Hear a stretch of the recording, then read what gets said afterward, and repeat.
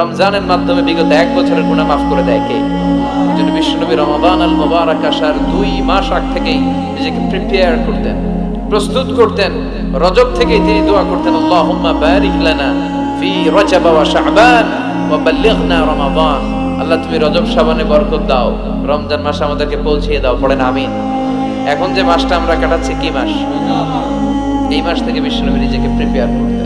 আর শাবান মাসে বিশ্বনবী সবচেয়ে বেশি নফল রোজা রাখতেন। যারা নফল রোজা রাখতে চান এরা শাবান মাসে রাখবেন। রমাদানের পরে যেই মাসে বিষ্ণু ইসা ইসলাম সবচেয়ে বেশি নফল রোজা রাখতো ওই মাসটার নাম হচ্ছে শাবান। বেশি বেশি নফল রোজা রাখবেন তো? আল্লাহ তুমি কবুল করো। রজব শাবানে বরকতে দাও, রমজান মাসে গুনাহ ঝরাও, সপ্তাহ জুড়ে তুমি বরকতে দাও, জুমার দিনেতে গুনাহ ঝরাও, রজব শাবানে বরকতে দাও, রমজান মাসে গুনাহ ঝরাও। পড়েন আমিন। এই জুমার মাধ্যমে বিগত সপ্তাহের গুনাহগুলোকে ছড়িয়ে আপনার নিষ্পাপ করে দেয় কে? আর তাহলে জুমার দিনের আলাদা স্পেশালিটি আছে না নাই? আবার বিশ্বনবী জুমার দিনকে লক্ষ্য করে বললেন, আল জুমআতু ইলাল জুমআ কাফফারাতুন লিমা বাইনাহুমা। এক জুমা থেকে আরেক জুমার মাঝখানে যে 7টা দিন আছে, জুমার কারণে 7 দিনে যে গুনাহগুলো হয়, গুনাহগুলো জড়িয়ে দেয় কে? এই জুমার দিনের মর্যাদাটা আল্লাহ তাআলা সর্বপ্রথম ইহুদিদের দিতে চেয়েছেন। কাদেরকে? কথা বলেন। ওরা এটা নেয় নাই। ওরা নিজেদের জন্য শনিবারকে ওদের অ্যাসেম্বলি ডে বানিয়েছে। ওরা বলেছে না, আমরা শনিবারে ইবাদত করব। এই দিনটা আল্লাহ তাআলা নাসারাদেরকে দিতে চেয়েছে, তারাও নেয় নাই। তারা রবিবারকে তাদের ইবাদতের দিন হিসেবে চুজ করেছে। অবশেষে আল্লাহ তাআলা আমাদেরকে এই দিনটা দিতে চাইলেন, আমরা কোনো কথা ছাড়াই গ্রহণ করলাম আর ধন্য হয়ে গেলাম। ফাগাদান লিল ইয়াহুদ ওয়া বা'দা গাদিন লিন নাসারা। জুমার দিনটা আমাদের দিন, গাদান মানে তারপরের দিন শনিবার হচ্ছে ইহুদিদের জন্য, আর রবিবার হচ্ছে খ্রিস্টানদের জন্য। আর আমাদেরকে জুমার দিন দিয়ে খুশি হয়ে গেলেন কে? আবার বিশ্বনবী বললেন, জুমার দিনটা এমন দিন, এই দিনে আল্লাহর পক্ষ থেকে বিশেষ ফেরেশতারা মসজিদের সবগুলো দরজার মধ্যে দাঁড়িয়ে যায় এবং জুমার নামাজের আগ দিয়ে খতিব সাহেব আসার আগ পর্যন্ত লিখতে বসে যায়। কে কে মসজিদে ঢুকে নামগুলো তারা কাউন্ট করে, এন্ট্রি করে। সর্বপ্রথম জুমার সালাত আদায়ের জন্য যে মসজিদে ঢুকে, আল্লাহর রাস্তায় উট কুরবানি করলে যেই সওয়াব, ওই ব্যক্তির আমলনামায় আল্লাহ ওই সওয়াব দান করে দেয়। সর্বপ্রথম জুমার দিন যে মসজিদে ঢুকে ফালাহুল বুদনা, তার জন্য থাকে একটা উট কুরবানির সওয়াব।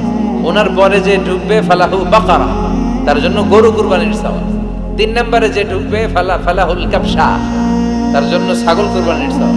4 নম্বরে যে ঢুকবে তার জন্য ফালাহু আদ-দাজাজ, মুরগি কুরবানির সওয়াব। 5 নম্বরে যে ঢুকবে তার জন্য আল বাইদা, ডিম কুরবানির সওয়াব। সুবহানাল্লাহ পড়ে। এরপরে ইমাম সাহেব যখন খুতবা দেওয়ার জন্য চলে আসে, ফেরেশতারাও বসে যায়, খুতবা শুনতে শুরু করে। সুবহানাল্লাহ পড়ে। তাহলে এই জুমার দিনের আলাদা সিগনিফিকেন্স আল্লাহর কাছে আছে না নাই? বেশি না কম? আলহামদুলিল্লাহ যে এই দিনটাকে আমরা ছুটির দিন হিসেবে পেয়েছি। 1984 সালে তৎকালীন প্রেসিডেন্ট হুসাইন মোহাম্মদ এরশাদ সাহেবের নাম শুনছেন? হ্যাঁ, উনি এটাকে রাষ্ট্রীয়ভাবে জুমার দিন হিসেবে ঘোষণা করেছিলেন। ওনার কল্যাণে আমরা এই দিনটাকে স্টিল নাও, এখনো পর্যন্ত এটাকে আমরা ছুটির দিন হিসেবে পেয়েছি। উনি ইসলামের জন্য অনেক কাজ করছেন, আবার স্বৈরাচারীও করছেন। তো ভালো খারাপ নিয়েই মানুষ, ঠিক কিনা? খারাপটার আমরা না বলি। আল্লাহ তোমার এই বান্দার এই ভালো কাজটাকে তুমি কবুল করো। পৃথিবীর অনেক মুসলিম দেশেও এই শুক্রবারকে, এই জুমাবারকে তারা ছুটির দিন রাখতে পারে না। ইভেন মালয়েশিয়া, ইসলামের জন্য তারা অনেক কাজ করে, কিন্তু তাদের সাপ্তাহিক ছুটির দিন হচ্ছে রবিবার। সানডেতে তারা উইকেন্ড পালন করে। এর কারণ অনেক খ্রিস্টান দেশের সাথে ওদের ফিনান্সিয়াল এন্ড কমার্শিয়াল ট্রানজাকশন হয়। শুক্রবারে যদি এই কাজ করে, জুমার দিনে যদি এই কাজ করে, আর রবিবারে যদি তারা করতে না পারে, তাহলে একদিন তারা পিছিয়ে যায়। এই ফিনান্সিয়াল ট্রানজাকশনকে ঠিক রাখার জন্য রবিবারে মালয়েশিয়াতে ছুটির দিন হিসেবে ঘোষণা দিয়েছে। তো বাংলাদেশে সাপ্তাহিক ছুটির দিন কোনটা? খুশি না বেজার? চিল্লায় পড়ে আলহামদুলিল্লাহ।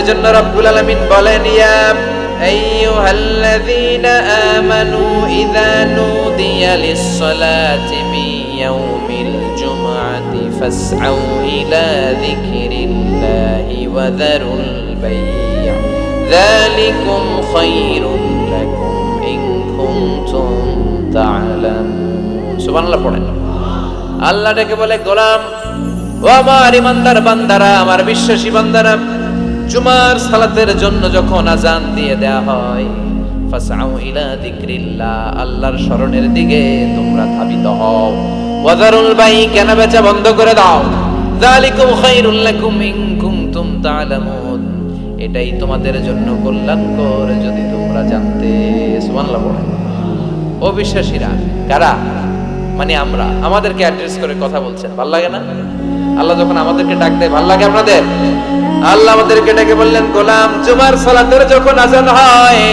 তখন তোমরা আল্লাহর জিকিরের দিকে ধাবিত হও এই আযান দ্বারা উদ্দেশ্য হচ্ছে খুতবা দেওয়ার আগে যে আযানটা দেয়া হয় বুঝতে পেরেছেন খুতবা দেওয়ার আগে একটা আযান দেয়া হয় না দুর্ভাগ্যবশত এই দেশে ওই আযানটা খুব আস্তে আস্তে দেয় ইমাম সাহেবের মুখের সামনে এসে ছোট্ট ছোট্ট করে দেয় যাতে কেউ শুনতে না পাবে দেয় না এরকম কিন্তু গোটা বিশ্বে রফিক ভাই এই আযানটাও মাইকে দেয় এই আযানটাও মাইকে দেয় আপনাদের এই চান্দোলাতে এবার আমি জুমা পড়ালাম না দেখলাম এইখানেও আমার সামনে আমার কানের সামনে এসে এসে আমারে শোনাইতেছে তাই বললাম এটা মাইকে দেন জোরে দেন বলা হচ্ছে যে না আশেপাশে ডিস্টার্ব হবে কিন্তু সুন্নাহ হচ্ছে আযান মানে অ্যানাউন্সমেন্ট আযান বিমানা আল ই'লান অ্যানাউন্সমেন্ট ঘোষণা তো ঘোষণা আসতে দিলে হবে কথা বলেন এটাও জোরে দেয়া সুন্নাহ এটাও আওয়াজ করে দেয়া সুন্নাহ কি কারণে এদেশে দেয় আল্লাহু আ'লাম আল্লাহু আ'লাম গোটা বিশ্বে আপনি দেখবেন আপনারা যারা হজ উমরা গিয়েছেন দেখবেন এই আযানটাও মাইকে দেয়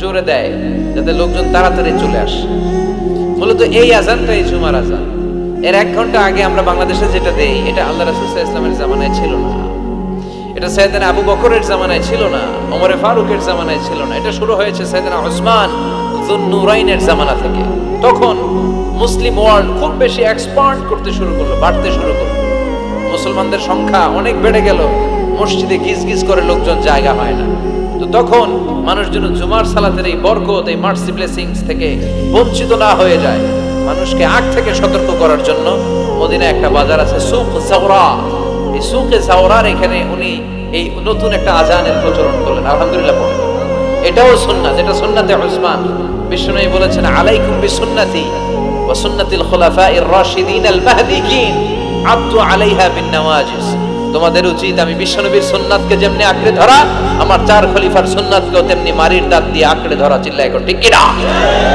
এজন্য বিশ্বনবীর সুন্নাহ মানা যেমনি আবশ্যক 4 খলিফা যে সুন্নাহ দিয়েছে ওইটাও মানার দরকার আছে রাডাই এইজন্য আমরা এই আযানটাকে দেই কিন্তু এখানে নুদি আলি সালাতি মিন ইয়াউমিল জুমআ দ্বারা যে আযানের কথা বলা হয়েছে এটা প্রথম আযান নয় এটা হচ্ছে খুতবা দেওয়ার আগে যে আযান ওই আযান আল্লাহ বললেন ওই আযান যখন দেয়া হয় আর থাকতে পারবা না প্রথম আযান দেয়া হয়েছে দেরি হয়েছে গোসলের পানি নাই ব্যস্ততা দেরি হয়েছে সমস্যা নাই কিন্তু দ্বিতীয় আযান যখন দেয়া হয় তখন আর ঘরে বসে থাকা যাবে এজন্য আল্লাহ বললেন ফাসআউ ইলা যিকরিল্লাহ আল্লাহর জিকিরের দিকে ধাবিত হও ফাসআউ এর শাব্দিক অর্থ হচ্ছে দৌড়াও ফাসআউ এর শাব্দিক অর্থ কি আসলে এখানে দৌড়াও উদ্দেশ্য নয় এখানে উদ্দেশ্য হচ্ছে আল ইহতিমাম ইম্পর্টেন্স গুরুত্ব দেয়া কারণ বিশ্বনবী দৌড়ে দৌড়ে নামাজে যেতে নিষেধ করেছেন ইযা উকিমাতিস সালাতু ফালা তা'তুহা তাসআউন ওয়া আতুহা তামশুন আলাইকুম বিস-সাকিনা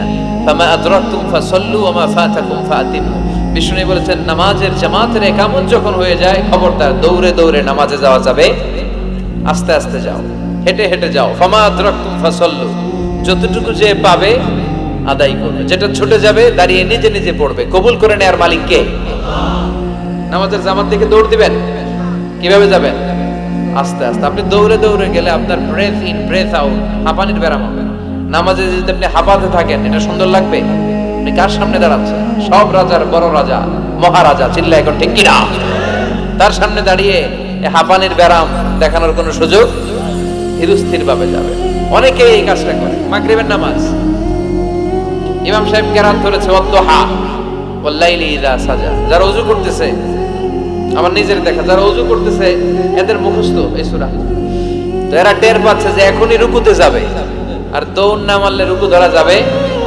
এখন কোন রকম ওযু করে দিছে দৌড় মসজিদে ছিল টাইলসের মসজিদ উল্টায় পড়ছে মুসল্লি একদিকে লুঙ্গি আরেকদিকে আছে না নাই? আমি নিজে দেখছি আমাদের এলাকার এক খাদেম দৌড় মাইরা উল্টে পড়ে 3 মাস ওর পা ভাঙা অবস্থায় মসজিদে পড়েছিল। অধিকাংশ মসজিদ এখন টাইলসের, এজন্য বিশ্বনবীর দেয়া নিয়ম ভাঙলে বিপদ আছে না নাই? বিশ্বনবীর সুন্নাহ আছে যেখানে বারাকা আছে। এজন্য জামাত যদি শুরু হয়ে যায় দৌড় দিবেন, কারা কারা হাত তোলেন? তুলবেন? কেউ তুলবেন না? আচ্ছা, তার মানে জামাত শুরু হয়ে গেলে দৌড়ে দৌড়ে জামাতে যে শরীক হওয়া যাবে, আস্তে আস্তে যাবে, যা পাবেন পড়বেন, বাকিটা আদায় করে নেবেন। কবুল করে নেবে কে? এজন্য আল্লাহ বললেন ফাসআউ ইলা যিকরিল্লাহ, যখন জুমার সালাতের আযান হয় আল্লাহর স্মরণের দিকে ধাবিত হও। যিকরিল্লাহ, এখানে যিকরুল্লাহ তার উদ্দেশ্য হচ্ছে খুতবাতাইন, জুমার 2 খুতবা। ফাসআউ ইলাল খুতবাতাইন, খুতবা শোনার জন্য তাড়াতাড়ি মসজিদে তোমরা ধাবিত হও। জুমার এই খুতবা শোনা কিন্তু ওয়াজিব, জানেন আপনারা? জানেন না? এই খুতবা শোনা ওয়াজিব, জুমার খুতবা আপনাকে শুনতেই হবে। যিকরুল্লাহর অনেক অর্থ। জিকির মানে শুধু লা ইলাহা ইল্লাল্লাহ নয়, জিকির মানে সালাত। জিকির মানে কি? মেটনগরের ভাইরা বুঝতেছেন? মনোযোগ আছে না গেছে? কষ্ট হচ্ছে আপনাদের? তাকবীর দেয়া যাবে? জোরে না আস্তে?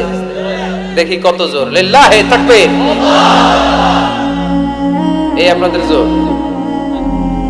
হ্যাঁ, এর চেয়ে বাড়বে না? ভলিউম বাড়ানো যাবে? লিল্লাহি তাকবীর, লিল্লাহি তাকবীর, লিল্লাহি তাকবীর। যিকরুল্লাহর অনেক অর্থ। জিকির মানে সালাত। প্রতিদিন যে 5 ওয়াক্ত সালাত আপনি আদায় করছেন এটার অপর নাম কি? এজন্য রব্বুল আলামিন বলেন ইন্নানি আনাল্লাহু লা ইলাহা ইল্লা আনা ফা'বুদনি ওয়া আকিমিস সালাতা লিযিকরি, নিশ্চয় আমি তোমার রব, আমার স্মরণে নামাজ কায়েম করো। এই নামাজটা হচ্ছে আল্লাহর জিকির। এরপরে যে আমরা কোরআন তেলাওয়াত করি এটাও কি আল্লাহর জিকির। আবার বিশ্বনবীরে বললেন নবী আপনি ওয়াজ করেন, ওয়াজটাও জিকির। এই যে আমি ওয়াজ করতেছি, আপনারা ওয়াজ শুনতেছেন, পুরো সময়টা জিকির। সুবহানাল্লাহ পড়েন। আল্লাহ বললেন নবী ফাযাক্কির ইন্নামা আনতা মুযাক্কির, ও নবী আপনি জিকির করেন। তার মানে আপনি ওয়াজ করেন, আপনার দায়িত্ব হচ্ছে নসিহত করা, উপদেশ দেয়া। লাস্তা আলাইহিম বিমুসাইদির, নবী গো আমি আপনারে দারোগা বানিয়ে পাঠাই নাই। নবী কি দারোগা? কথা বলেন। নবী কি জোর করে কাউরে মুসলমান বানাবে? ইসলামে জোরাজুরি আছে? লা ইকরাহা ফিদ্দিন। সুবহানাল্লাহ পড়েন। ইসলামে কোনো বাড়াবাড়ি, ইসলামের সৌন্দর্য দেখেই অমুসলিমরা কালিমা পড়ে মুসলমান হবে, ঠিক কি না? এই যে নিউজিল্যান্ডে মারা গেছে কয়জন? হ্যাঁ, এই 50 জন মারা যাওয়ার পরে কালিমা পড়ছে কয়জন? হ্যাঁ, 350 জন। সুবহানাল্লাহ পড়বেন না? আহা, এই দিনকে বিজয় দান করবে কে? এই দিনকে হারিয়ে দেওয়া যায় না, এই দিনের আওয়াজকে স্তব্ধ করে দেওয়া যায় না। এই দিনের বৈশিষ্ট্য হচ্ছে চারা গাছের মতো, এটারে মাটিতে কেটে দিলে এটা ডালপালা সহ উপরের দিকে ওঠে। চিল্লায় এখন ঠিক কিনা? বিশ্বব্যাপী ইসলামের জয়গান। কনভার্টেড রিভার্টেড মুসলমানের সংখ্যা বাড়ছে এবং বাড়বে। ইসলামের এই গতি, এই অগ্রযাত্রা, এটাকে কেউ ঠেকায় রাখতে পারবে? ধারণা করা হচ্ছে অল্প কিছুদিনের ব্যবধানেই, অল্প কিছুদিনের ব্যবধানেই ইউরোপ আমেরিকাতে মুসলমানরা সংখ্যা গরিষ্ঠ হয়ে যাবে।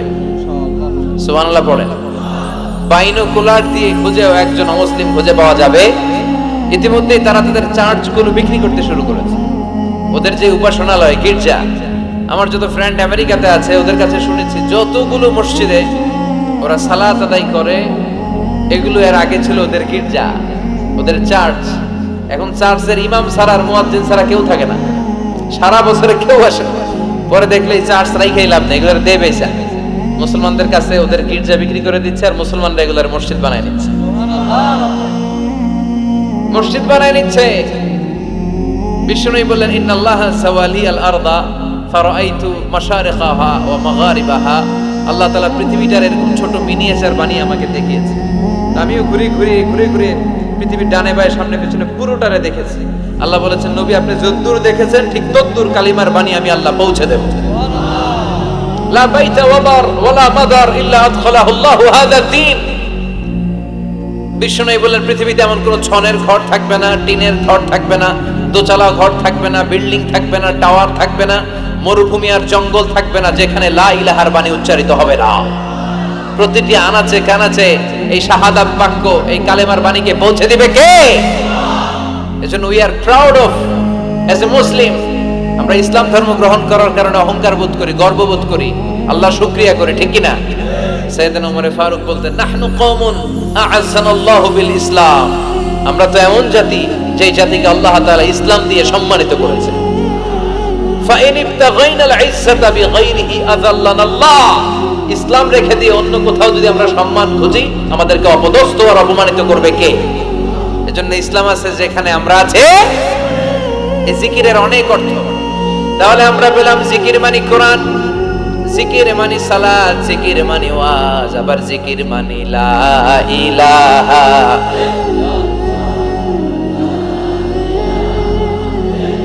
সুবহানাল্লাহ, আলহামদুলিল্লাহ, লা ইলাহা, সুবহানাল্লাহ,